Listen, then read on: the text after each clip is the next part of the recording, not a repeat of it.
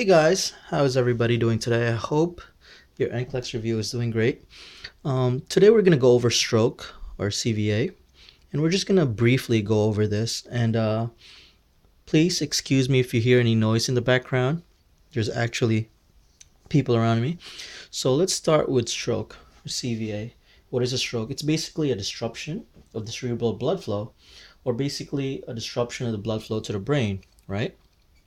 And it can be due to hemorrhaging or bleeding. It can also be due to ischemia, or what we call ischemic stroke, which is basically the blood flow to the arteries are blocked by usually a formation of a blood clot. And that is also the same thing as an embolism, which is basically an obstruction within the artery. Okay?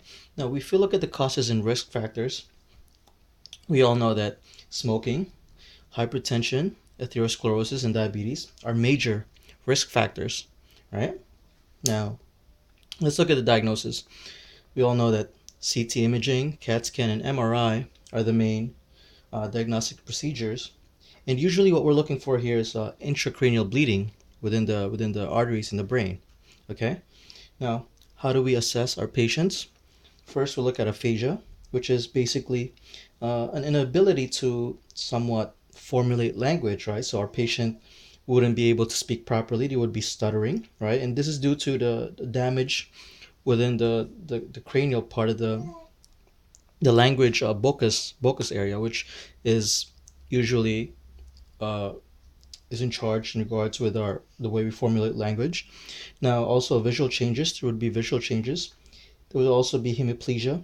Now, hemiplegia and hemiparesis are somewhat interrelated, okay? And what basically it means is that it's usually a partial weakness or a paralysis of half of the body, okay, of one side of the body. Also, the patient would have severe headaches, usually seizures, and paresthesia. Now, paresthesia is basically a painless, right, numbing or tingling sensation usually felt in the upper or lower extremities of the feet, right, or the arms or the legs, okay? Now, very briefly, I'll go over treatments, medications, such as diuretics, which usually are the most common you would encounter in NCLEX exam would be mannitol and furosemide or Lasix. And I would go over all these medications in the next video, okay? Now, also, you will have to know your antacids, such as magnesium and aluminum hydroxide or Malox, okay? Also, anticonvulsants, which usually in the NCLEX would usually be phenytoin, right, or Dilantin, okay? Glucocorticoids such as dexamethasone or Decadron, okay, that's a major glucocorticoid that you would encounter in the NCLEX exam, and a couple of histamine antagonists such as ranitidine, which is Zantac, and cimetidine, which is Tagamet. Those two are also very important to know for the NCLEX exam. Now, for anticoagulants, the most common that you might encounter, and the most common that is used for CVA or stroke, is warfarin, which is Coumadin, and heparin, okay? Now, for these patients, remember that we need to maintain seizure precautions, right?